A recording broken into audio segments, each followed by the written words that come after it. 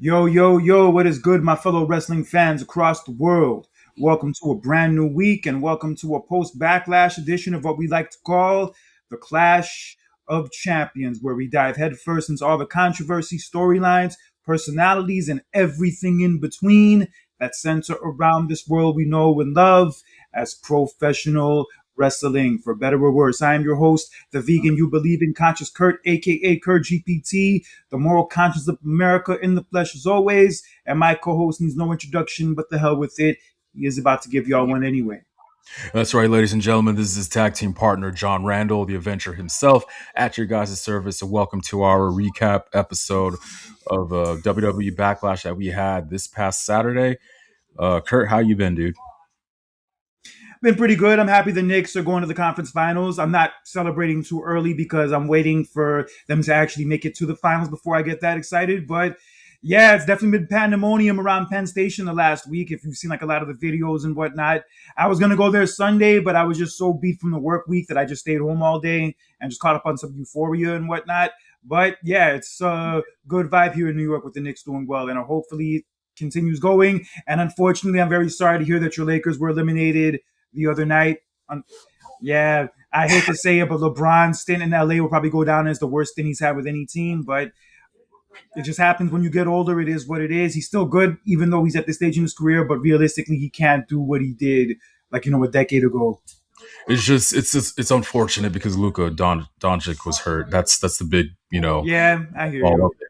But at the end of the day, he did deliver a championship to us, even though it was during COVID. If this is his last run, I mean, I am somewhat at least thankful for what he's done. There were certain things during his tenure that I didn't approve of, especially with the Westbrook trade. But aside all that, Kurt, I am happy for your New York Knicks. I'm pulling for you guys to make it to the NBA Finals because look, you guys need this badly. You guys have not been to the NBA Finals since 1999. You guys have a deep rooted, passionate fan base. And I just love the whole vibe. I mean, I'm not there, but I could just feel the vibe and the energy coming from New York, especially when you guys are in Philly. That was just crazy how there was way more New York Knicks fans than Philadelphia Sixer fans out there, man. That was hilarious. Yeah, it's pretty hilarious. And yeah, just seeing the run they've been on ever since that series when Atlanta when they were down 2-1. Like ever since then, they've been on a tear. And yeah, I haven't really had the time to watch games, but it's been great to see them do so well. But I've said it ever since last year's playoffs, and I'm gonna say the same thing now. Anything less than getting to the NBA Finals for me is a letdown. I So I'm think just pulling for that to happen. I really believe you guys are going to make it. I think I can see you guys going against Detroit in the conference final, but regardless of who you play against, either if it's Detroit or Cleveland, you guys need to make it to the finals. You have to. Like you guys Yeah, have we been do. dying and urging out of all the New York teams. I feel like the Knicks is like if there was like a pecking order, it's Yankees and Knicks as far as I like agree. fandom in New York. You know what I mean? So if the Knicks were to make it to the finals, even if they win, it'll be pandemonium all over that place. So yeah, I'm pulling for you guys, Yeah, and I'm happy for you guys so far. Yeah, I don't think the city's gonna survive if we make it to the finals. 'Cause, like seeing these videos and seeing how these crazy ass people are acting, people like jumping off the street signs and saying that they'll let the whole Knicks team like run a train on their sister if it means they'll win the championship. Yeah, they're Yeah, wilding out, son, I'm telling you, man. big time. Oh, passionate, man. It's crazy. And then the celebrities too, though. I mean, you guys are like us. You see celebrities at Laker games. The same thing with Nick games. We see celebrities out there. It's crazy, man. Yeah, Ben Stiller, Chris Rock, yeah, the whole Yeah. crew. Even Bad Bunny been to a game. He was at a couple of games last year. Sounds about right. Yeah. Yeah, so I've been following up on that. I binge watched Euphoria the last few days because I just got HBO Max. I'm all caught up. Yeah, those Oh, people are okay. fucking crazy, son. People are I fucking never could get crazy. into that show. Couldn't get into that show. I don't Yeah, know. it's a little dark. It's not for everybody. Yeah, it's very dark, very graphic, but I like it. Hmm. I just hope they don't wait another 4 years if they drop another season after this one. You know what, Kurt? I've kind of like been through what you went through because I remember I had to wait about a year or two for the last Game of Thrones season a few years back. So yeah, I know what you're feeling. Hell, even Stranger Things, like the season before the last season of Stranger Things that just dropped like a few months ago, it took like almost 4 years for it to come out. Oh, that long? I thought it was shorter than that. No, it was like 3.5 years since between the season before and the last season. Wow. Yeah, so crazy ass shit with these damn shows that like go through these long hiatuses. Which, speaking of hiatuses, I'm about to take a temporary hiatus from WWE, and seeing how Raw turned out this past Monday, it looks like I'm taking a hiatus at the exact right time. And not even just Raw, even though Raw is the more tolerable show of Smack out of the two. We did have a funeral segment last Friday on SmackDown with the fucking Gingerbread man, Oh, and it's been very polarizing. The reviews for it have been very polarizing, to say the least. there was even a video of fans leaving during that segment. That's how bad it was. I saw some fans were trying to defend it, saying that, like, they would have done something like this in the Attitude Era, like using the No. Mae Young giving birth. They like use like the Mae Young giving birth to a hand thing as an example. Yeah, granted that was stupid. Don't get me wrong, but the difference between that and this is that was like a backstage skit. Granted, a fucking weird one, but still a backstage skit. But this, they made the main event segment of the damn show. Oh, that's right. It was the last segment of that show. That is Yeah, it crazy. was the main Look, event segment. we get it. I think every era has their own silly, nonchalant moments or segments. Every era has that. This was one of them. But at the end of the day, to make that segment like your main catalyst of that show was just, I don't know, man. Yeah, they hyped it up for a week. You have like Trick Williams and like the choir in the ring talking about how the gingerbread man was such a good person, and they're like showing these like AI photos of the gingerbread man like at these memorable moments. I'm like, yo, this is yo. Like, I'm sorry, I can't endorse this. If somebody else out there likes it, that's their prerogative. Each your own. But yo, me personally, I cannot endorse this shit, and I do mean shit when I say that word. Yeah. Yeah, before we move forward, so ladies and gentlemen, this will be pretty much our last episode until further notice because, yes, Kurt will be taking a little bit of a break because of the product. And there's no telling. Hopefully, we'll be back, before SummerSlam. Hopefully, it'll be better um, by that time, though. But until then, we'll be taking a little bit of a hiatus. We'll still be posting news and stories and stuff on our social media on Facebook and no, not Facebook, but Instagram and Twitter. But and until then, as far as like doing shows, we'll be taking a little bit of a break just for heads up. Yeah, definitely. But we did have Backlash take place this past Saturday from Tampa, Florida. And it was a cool show. Most of the matches are pretty good. But like going into it, I didn't really have a lot of interest. I wasn't really that excited for it. But overall, from watching the show, it was fine. Yeah, it was fine. That's the best way I could put it. You're at a rave that night, were you? Oh yeah, I did go to the Blade Rave. Went to the Did he Blade show Rave up? Saturday night after work. Huh? Did he show up? No, Blade didn't show up, and luckily everybody in the club didn't turn into vampires and try to attack me, so I'm still here and still alive. So yeah, above all, it was a good night. The biggest question is, did no blood rain from the ceiling? Did it? Nah, nothing like that happened. I'm I messing. mean, I'm messing. I'm messing. I wasn't trying to get attacked by vampires. I'd like to meet a girl who would attack me like one, but that didn't happen that night. But luckily, yes, I was in one piece. I'm not. This isn't Kurt the vampire talking. This is just Kurt. Exactly. Okay. You Yeah, but it's a wouldn't good be vibe though. there. Like it. I mean, you wouldn't be there if you were. I mean, I don't know if you have your windows open or something like that. I don't know, but Yeah, but it was a cool vibe though. Like I hadn't really been to like a party like that before. Like they had like the red lighting and it was dark and all that. let's go. And yeah, the people were like dressed in some weird outfits, which was cool to see. Yeah, they toured. Actually, this whole Blade Rave thing goes like across the country. They go I to a saw bunch of that. different cities. They actually came. I don't know if they actually already went through Vegas already though, but I remember Vegas They was probably on did. the date. Yeah, They probably did. yeah. Yeah, like if you and Samantha should go check it out one night. It's definitely Hmm. a different vibe to say the least. Interesting. All right, so yeah, we did have Backlash, and in the opening match, we had Seth Rollins going one-on-one with Braun Breaker. And yeah, this is the match we did not get at WrestleMania due to injuries, but seeing how this match turned out, it was worth the wait. Yeah, it's one of those matches where we see this all the time. Sometimes where we do get that match or a rematch that was from WrestleMania that's on Backlash that was like made up for it pretty much in a way. And this was one of those examples. This match made up for it for what we missed out at WrestleMania, and it really delivered.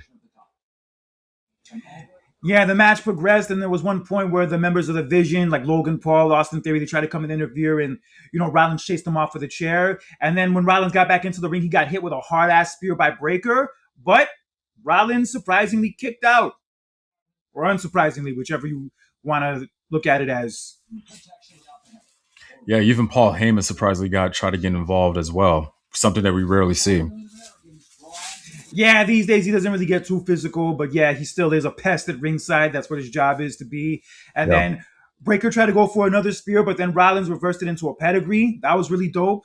And then he tried to go to the second rope to do a curb stomp, but as he jumped from the second rope, Breaker laid him out with another spear in midair, and then he proceeded to hit him with one more spear for good luck, and that was all she wrote. Braun Breaker defeated Seth Rollins in the biggest win of his career, and yeah, we pretty much saw this coming. Yeah, I mean, he needed. I did pick Braun Breaker to win. Did I? Correct. Yeah, we both did because yeah, it was the Okay. first match of what's Yeah. likely going to be a series, and yeah, even though Rollins hasn't really won a match since he came back from his injury, I feel like Breaker needed it more, and he got it here. So Yeah. yeah, he Yes. picked up the win. Rollins had nothing to lose, if I'm being quite honest with you. It was more about Braun Breaker. He's the newest upcoming star, like I said, and him coming back, he needed that win. Yeah, and he got it here. So clearly, this feud's going to continue. But yeah, good ass match though. Strong way to open the show. Say what you want about the behind the scenes bullshit and how the product has become over the last year, but good wrestling is still good wrestling, and I always praise good wrestling when I see it. Correct. All right, so on to our next match for the United States Championship, a rematch from WrestleMania. We had the new champion Trick Williams with Lil Yachty in his corner, Whoop defending that his trick. title against Sami Zayn. This match was actually was still decent, pretty good. I like how the way it ended. I like how Little Yachty's like not just with this match, but also in the previous match at WrestleMania, how Little Yachty was pretty much getting involved in the match. I like that. As even as a celebrity, I like his just like his involvement. You know what I mean? What he does though. But overall, it was a decent match, and I liked it. Yeah, it was a little better than their match at WrestleMania was, and yeah, Lil Yachty, I got to give him credit. He's A little taking it longer seriously. too. Apparently he's full time now. Yeah, he's like Yeah. there now permanently. Mhm. But I will say, with the whole whoop that trick aspect of this, I feel like it was a missed opportunity not to get the DJ character from Hustle and Flow to be in Trick Williams' corner.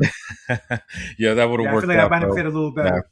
Yeah, but it is what it is. But anyway, they had like the broken candy cane piece like in the match at one point, and like Sami Zayn attacked Lil Yachty with it and laid him out with the haluva kick, and then he tried to hit the haluva kick on the Trick Williams, but then he missed, and then he got laid out, and then Trick Williams ended up picking up the win, retaining his title, and yeah, we did get this prediction wrong, as I picked Sami Zayn to regain the title and extend the feud longer, but since Trick retained the title here, it feels like this feud is over. Like, I don't know how much further they can go with this now that Trick has beaten him two matches in a row.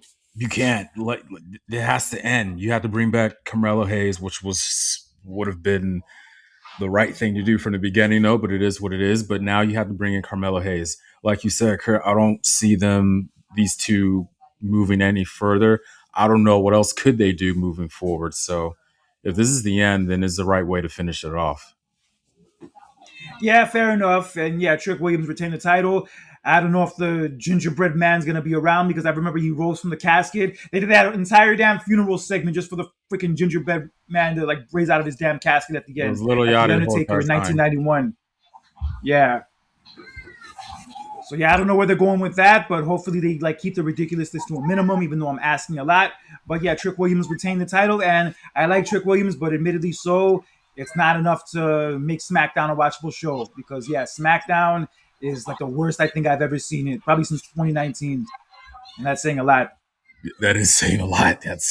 And believe me, anybody who's listening, you're not really missing out a lot. You're really not. I You're not think missing the a only damn way, thing. You're not missing a damn thing with me with exactly, SmackDown. the only way, the only thing, two possible ways that could save SmackDown, right? I get it. Gunther's on SmackDown now, granted, but if they move CM Punk to SmackDown, and if I don't know when Kevin Owens is going to return back, I think those are the only possible ways I will save that show. It'll be great if they include those things. It'll be a nice shot in the arm, but more than anything, they just need a creative makeover. Because I even said it in my diss to WWE that I dropped earlier this week. If the storylines are trash, it doesn't matter who's performing. And that's a reference to the fact that no matter how good a talent is, and in a movie case, no matter how good an actor is, a bad movie or a bad storyline in this case is a bad movie or a bad storyline, no matter how good the performer is. Like, there's good performers, but a great performer sometimes isn't enough to save a bad product. Very true. Yeah, so just keep that in mind. But in any event, Trick Williams retained his title. And in our next match, the comedy relief, if you want to look at it that way, we had The Miz and Kit Wilson taking on Danhausen and a mystery partner. And that mystery partner was not the Count Dracula serial dude like I predicted. It Yeah, was a mini Danhausen. I Mini know. Danhausen. I had to turn it off. Oh, shit. That like I was because all right, everybody was predicting that CM Punk was going to be his tag team partner. I don't know. Bunch of dumbasses. Of course, CM Punk isn't going to be the mystery partner for this damn match. Come on now. Is that right? Jelly Yeah, Roll was like the main name I saw floating around. Jelly Roll was a major name I saw. Jelly uh, Roll. I don't know how that was going to work out though, but still. But anyway, yeah, it was a mini I mean, how much better Danhausen, was and this? yeah, no, it was a mini Danhausen, and then yeah, I had to unfortunately turn it off, and yeah, I know who won though, but there's really nothing to write about. Yeah, Kid Wilson like trapped like the mini Danhausen's like that crate it came out of, or he came out of. I'm sorry. And then like when the crate reopened, like a whole bunch of mini Danhausens came out and attacked Kid Wilson. And then ultimately, Miz like sprayed himself and Wilson with like the fire extinguisher by mistake, and then that led to Danhausen and mini Danhausen getting the win. I'll say this much: it also wasn't my cup of tea. This match, yeah, I wasn't really feeling like that, but gimmicks like this, I get why they put it out there. Danhausen's the comedic relief, kind of like R-Truth is. It's not for everybody, but I'm sure there is a chunk of the audience who did find it entertaining, and hey, good for them. True, But it is what it is. I figure this is exactly what it was going to be, so I can't get mad at it. It's not for me, but I'm not going to throw a fit over it. true. That is true though. I mean, would you prefer this over the gingerbread segment? And not by a lot, but yes, because this it serves the purpose of being comedy. Like it's supposed to be comedy. Like whether you like it or not, it's supposed to be what it is. But like with the gingerbread man stuff, it's like ridiculous, and they're making it like a main event segment on the show. Like, yeah, that I have a bigger issue with. But this, like I said, while it's not my favorite, not something I would go out of my way to watch, I get why they do it. Danhausen was number 3 in merchandise sales during WrestleMania week, so I see why they're pushing him like this. And Mhm. yeah, it was what it was. It served its purpose. I was actually surprised to hear that he was number 3, top 3 selling merchandise. That is crazy. Yeah, I mean, look, yeah, I see why people like him. I see like the appeal to the guy. Like I said, it's not for everybody, but I see why people gravitate towards him. Oh, that reminds me. You better be on his good side, Kurt, because for some reason he lifted a curse off the Knicks. So it's because of him you guys are on a good run right now. And he also said, and I could be wrong, he said that the only way if this curse is still, uncursed or whatever, is if he gets courtside seats to a game. I'm sure he could afford it. Yeah, I'm sure he got that kind of money. Yeah, he's number 3 in merchandise sales for WrestleMania. He got that kind of money to go to Knicks games. You sure about that? Y'all are expensive. Can't be any more expensive than WWE's tickets are. No, I think I see the ticket price of those Nick games. Ooh, good God. Yeah, and also thanks to Danhausen, I wasn't attacked by a bunch of vampires at the Blade Wave. Although I would have liked to have been attacked by this one girl at the Blade Wave like a vampire, but it didn't happen that way. All right, but in any event, Danhausen and Mini Danhausen win. It was what it was, comedic relief if you like that kind of comedy. But we move on. We had Asuka going one-on-one with Io Sky, and unfortunately, this match didn't really hit the same because of the fact that Kairi Sane got released right before this whole storyline with her could have been paid off. But with that aside, this was still a very good match. Actually, the longest match on the show, I believe. even longer than the main event was. Mm. Yeah, Um, these two women really killed it. They really went all out, but ultimately Io Sky hit the over the moonsault onto Asuka to get the win. And what was a little strange was after the match, Asuka and Kai and Io Sky, even though they've been beefing for like the last 6 months on TV, they ended up hugging and they were both crying, very emotional. Io Sky got her hand raised by Asuka, and yeah, that was a little odd that it ended that way. that was pretty much the biggest story of that match. Despite, yeah, they had a great match with each other, but what everybody was talking about was the end of the match. As Kurt alluded to, the two hugged each other despite of their feud going into this match, and it's because of the reason why it was speculated that Asuka was pretty much leaving, and it's been reported that she's only leaving for just for a little bit, from what I've told, but she's leaving to take care of some personal issues or whatever back home in Japan. Yeah, they even like kind of further expanded on that on Raw Monday with a backstage segment with Io and Asuka, where like Asuka said, the reason why I was hard on you is because I wanted to see if you could you know take over after I leave, and you showed me that you could, and I'm proud of you. And they had like a nice hug and whatnot before she left. And yeah, it has come out since Saturday that Asuka's going to be taking an extended break to deal with some personal issues in Japan. So we don't know when she'll be back or possibly if she'll be back. But if that's her last match in WWE, that was one hell of a way to go out. Good way to go out. And think of everything she's accomplished in all the years she's been in WWE, from that long undefeated streak, that she retired as the NXT Women's Champion, and then yeah, she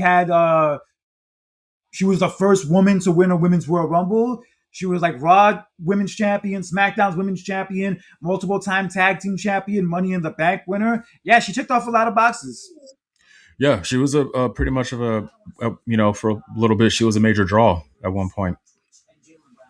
Yeah, she was, and yeah, I don't know if this is it for her, but hopefully everything's okay as far as what she has to go deal with. But yeah, hell of a match though.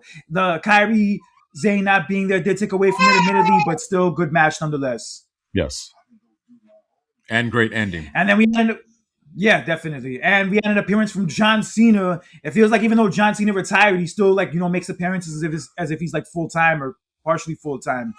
Yeah, I was, and at this this point, I was wondering what's the big announcement? Like what's the huge announcement for him to you're retired, but you're making a second appearance, first at WrestleMania as a host, and now at Backlash. So what is this big announcement that he had for everybody? And an announcement is that it was a John Cena um, challenge per se. It was like a more like a tournament to determine like a new champion. Yeah, it's basically like I don't know if I want to call it a tournament, but it's like, I guess like a competition where like the superstars of today, like the main stars of today, face like the NXT stars, and it's like determined. Like even if you lose a match, you could still be voted.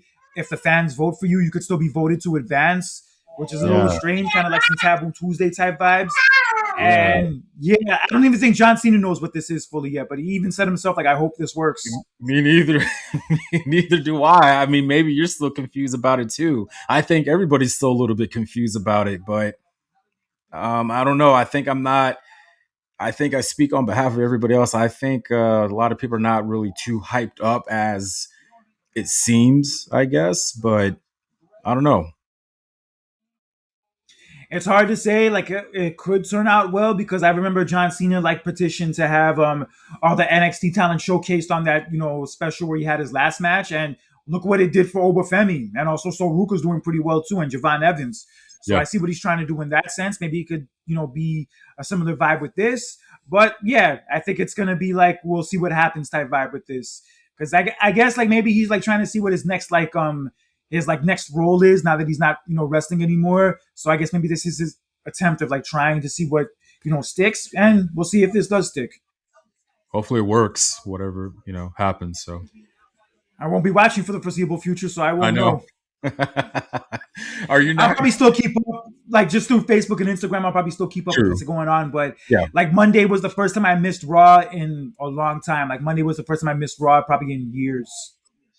I so if I miss Raw because of work, I usually will, watch it the next morning. But last week, this past Monday, I didn't. I just saw the highlights. That was it. I didn't really have the interest of sitting down and watching it. So I think that was good enough for me. I was mainly writing. I was mainly watching Raw like nonstop. Also because I was writing the articles for PW Torch, but I'm even stepping away from that too. So Mm. like this week, I didn't have like any incentive to really watch Raw, going out of my way to watch it. And judging by like everybody talking about it, I didn't really miss much. I, hmm.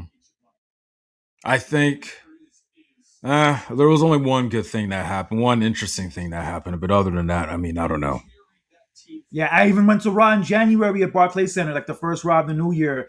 And yeah, there was just like no energy and like no life in that show, in that building. Like that's when I knew that WWE was in trouble creatively, was when I went to that Raw at the start of the year. Because I figured it's a new year, it's a stacked show, it's in New York, it's gonna be popping.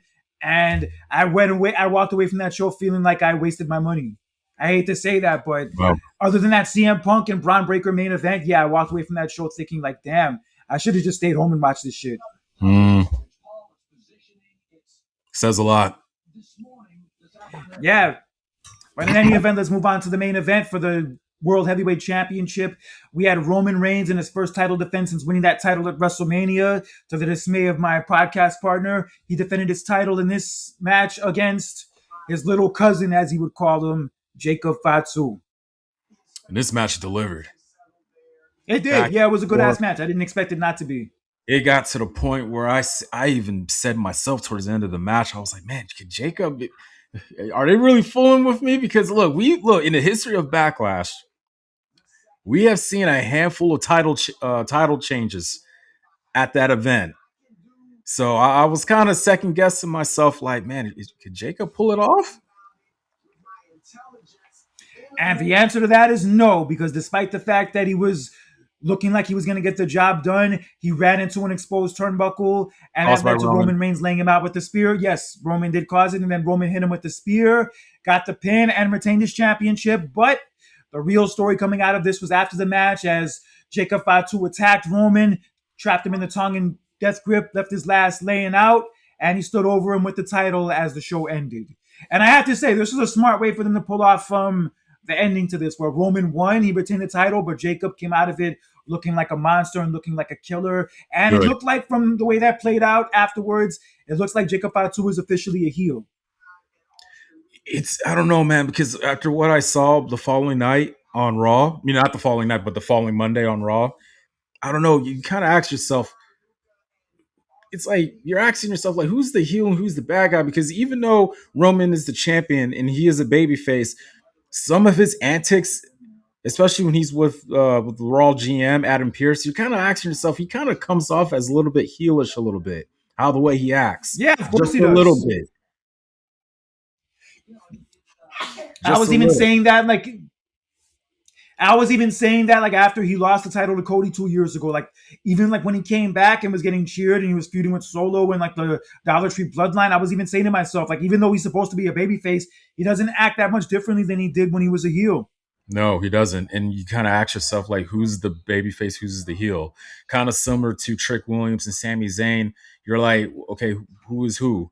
But anyway, yeah, it was a great match, and I loved how the way it ended. Even though Jacob Fatu lost, though, but he came out even stronger by what he did at the end of the match. And then when the show went off the air, Roman was interviewed at the end of the match after he was attacked, and he was pretty much telling him, like, Jacob Fatu, like, you're done, you don't belong here no more. Don't fool us, man. He ain't going nowhere just because what he did to you.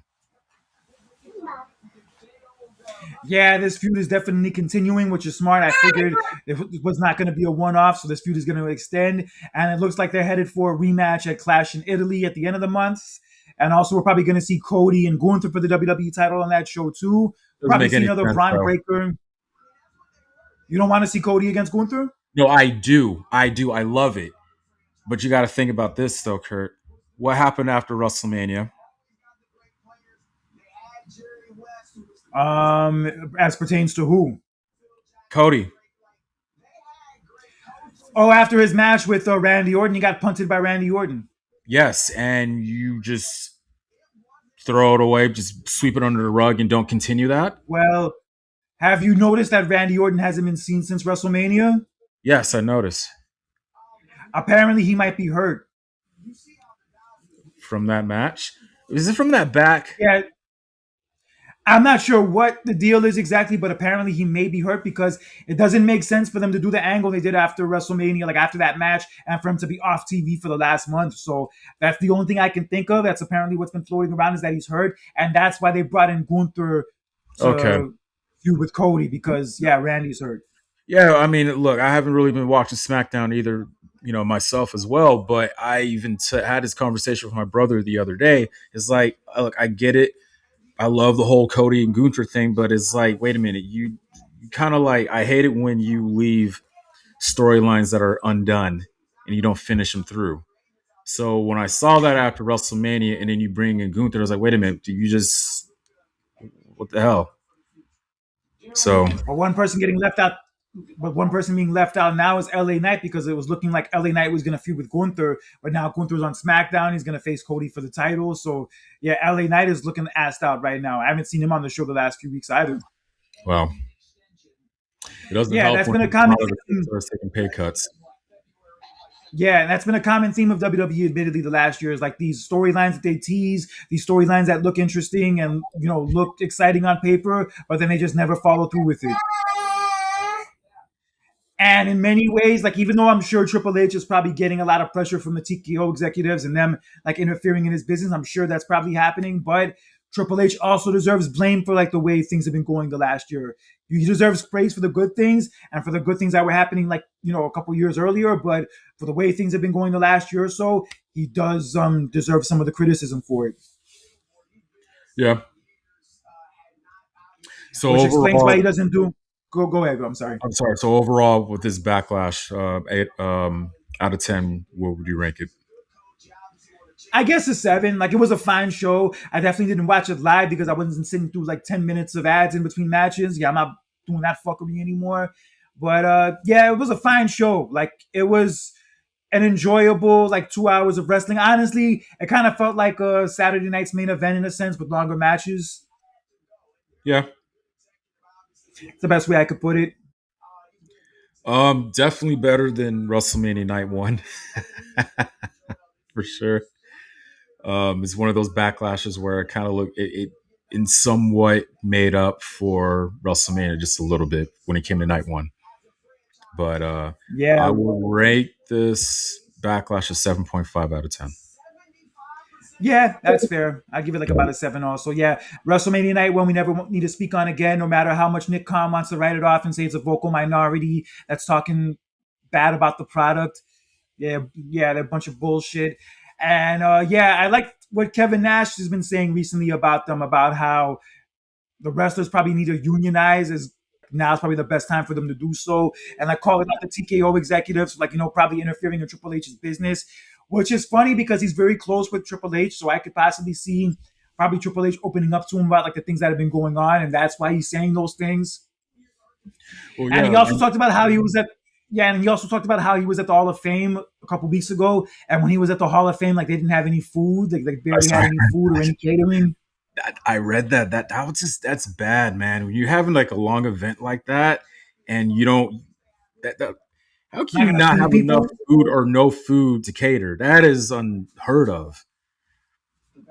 And he also praised like Kofi and Xavier for like deciding to leave and not like taking a pay cut, even though JBL has been the complete opposite, saying that they should take a pay cut and it's the best thing for them to do because they won't make any more money than that.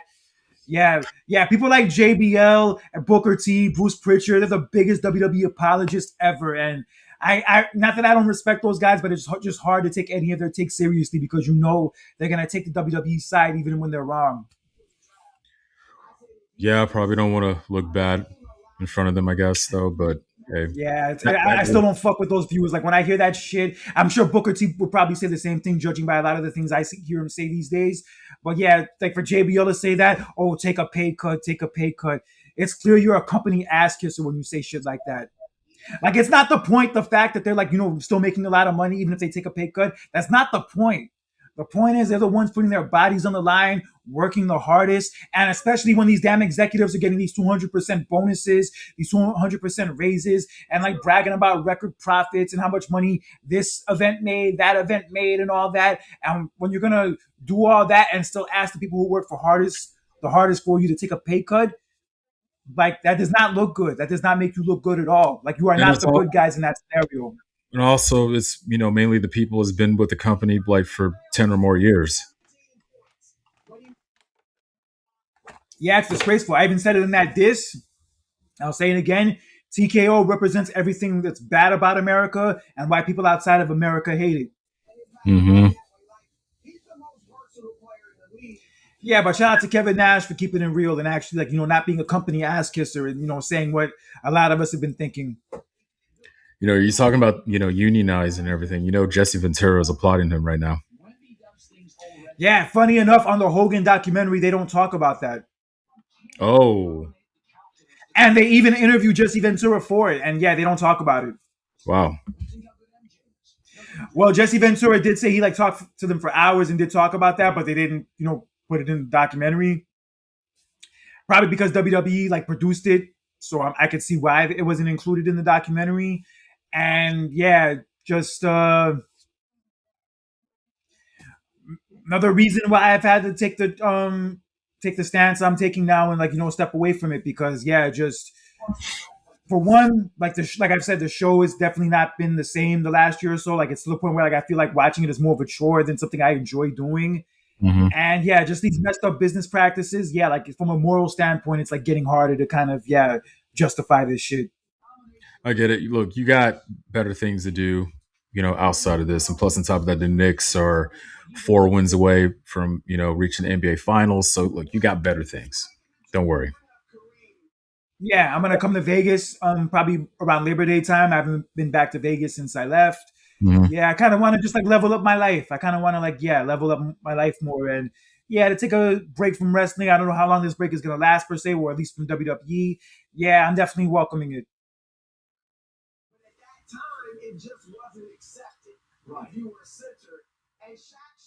Just take the time you need, man. I mean, it's the same thing with what happened to me back in 2019, though. The only difference was I took about almost 3 years of a break. Oh, 2009. Yeah, Yeah, although 2009. 2019 would have been a nice time to take a break too. True, true. Yeah, that's the last time I remember it being this bad. It was like also the pandemic year. The pandemic year also wasn't great. I mean, I get that their hands were tied, but still, it was still pretty trash. Oh no! Look, I'll And I'll take 2020 over 2019 any day. Like at least, look. The only ouch. downside, no, no, no, no, no. The downside of that, Kurt, was that there was no fans. But as far as like storyline and what I was seeing, it was way better than the previous year. I mean, come on, we had a good title run with Drew McIntyre. I love the feuds that he was in. Roman Reigns returns as a heel. So, I mean, look, overall, I mean, it was somewhat watchable, and it was definitely better than 2019. Yeah, 2017 to 2019. Yeah, that was probably one of the worst 3 year stretches they've had. And yeah, 2019 by far, that was the point where I was getting angry and like I was just saying, you know what, I can't do this shit anymore. Like I remember I took like a month off. I think during that time, I probably should have taken a longer break. But yeah, like it was just infuriating to see how bad the show had become. Yeah. I think that was the point where I just said like, yo, Vince has to go. Like, no, enough of this bullshit. Like, yo, you could still Yep. like be on as far as like being the owner, but as far as the creative, yo, his ass has to go. This shit is Yep. horrible. Yeah, but it happens. Like every period of wrestling has its downside. Every no matter how good wrestling is, there's always like a few year period where it sucks and where like, the ideas aren't good. And right now, it kind of feels like it's getting to that point. I remember last year, I was just saying to myself, like, yo, it's just a little, rough stretch. They'll get through it. They'll be fine. But I also said the same thing about the 2011 Lakers before that, epic collapse they had in the playoffs that year. And I'm kind It of was seeing a all similar scenario play out now. after reading about that, man. It was all internal stuff because, especially with the coach, that just broke everything. So that was the whole story behind it. Oh yeah, I think they were getting rid of a lot of Phil Jackson's people. Yeah, I think that was one of the things going on. Yeah. Yeah, it's sad, but unfortunately, corporate greed and political bullshit sometimes gets in the way of what could be a good product, and it turns people away in the process. Hmm. All right, bro. Anything else you want to dive into today? Um, I mean, I'm not trying to get, it's not, look, this is not the end. I feel like we're going to come back and do this again? Of course. But it's only, time will tell. Let's just hope that business gets better. Hopefully soon. So, um, it's crazy because like Yeah, I took a break for about 2 months because of what I was going through personally, and then now you turn around and you're yeah, gonna take a break, and it's for the best. It is what it is, but all I have to say for both of us is just enjoy this time that we're having off right now. Um, like I said earlier, that we're still gonna post stories and keep you up to date with the current news and stuff, though. But as far as doing these weekly shows, we're gonna be taking a little bit of a hiatus and do what is best for the both of us. So yes, indeed, and yeah, it's been a lot of fun. Crazy. We've been doing this show for 7 years now. yeah. Yeah, and like we're doing like an official kind of like goodbye for now episode because I remember like when your situation happened a few months ago, it was very sudden. But yeah, this is like our official like season finale. Yeah, season finale is the word I want to Yeah. use. This is not a goodbye. This is more like a you'll see you later type of deal. Yeah, well, Yeah. who knows? I'll We'll be back maybe in a month or 2 months. yeah. Yeah, like, What it's just I'm open ended right now. It's crazy because so around elimination chamber time, I got like a tripod for my phone and I got two mini microphones. And what I was gonna Yeah, do, I was gonna do like a quick like a recap video of myself talking and like, look, this is our little recap of not a recap, but like a prediction of what's gonna happen for the next PLE or whatever. In case if you missed that episode, here's a quick little video of me talking to you guys. I'm still gonna do that. That's still the plan. The reason why I haven't done it yet because of my mom passing away a couple months ago. But I'll still do that. But hey, it's been fun. It's been became such a long way from doing it at my house just through the phone. Now we have social media. We have our Instagram, Twitter, all these things now. So yeah, just this is not over. We're just taking a break. yeah, yeah. It's crazy. We used to do this shit on our phones like back Yeah, in 2019 when we first started this show when we grew to like doing it audio. Now we do it on video. We have like our own personas. Even yeah, your son's been on the show a couple times. yeah. Yeah, And it's then crazy to the see how crazy far thing, we. yeah, and the Go crazy ahead. thing is like we were doing this when you were living here, and then when you left for Atlanta, we still did it. So we could have been like, nah, we're not going to do it, but no, I still wanted to do it. So Yeah, it's crazy. We've done the show more apart than we have together in the same place. true, true. Crazy to think. Yeah, I left Vegas like in July. It's going to be 5 years since I've left Vegas. I haven't been back to Vegas since. Wow. And Crazy. I know But I'm you've been coming back planning this year. to, I'm coming back yeah, this year. yeah. We definitely gotta All right. So hang out. yeah, meet Definitely, up. We'll definitely yes, got to go to a pool party. Maybe go to the Blade Rave if it comes to town that weekend by some luck. Maybe we can right. go to the Usher and Chris Brown concert. I think it's going to be there that weekend I come. Hopefully, Yes, sir. All right, guys. But in the meantime, you can subscribe to our social media pages, our YouTube, still, Spotify, Instagram. Holler at us. Let us know what you think. I'll still be around to talk about these, crazy events going on in this world of wrestling in a healthy way. Keyword healthy way. Unfortunately, that's a word that some of the fans online don't understand. But at any event, for John Randall, this is Conscious Kurt with another edition of Clash of Champions. Goodbye for the time being. And remember, most of all, this is things I live by in my everyday life. Do not be an asshole and a douchebag in real life or social media because that toxic bullshit is for the birds. And if you do, just like WWE and TKO, I'm going to write a diss about you. and one more thing, if you have any questions you want to relate to, talk about us about wrestling stuff, email us at champsclash.pod@gmail.com. And for the final, well, not the final time, for the temporary final time, this is John Randall saying, God bless, take care, stay adventurous. especially in the bedroom. Have a good one.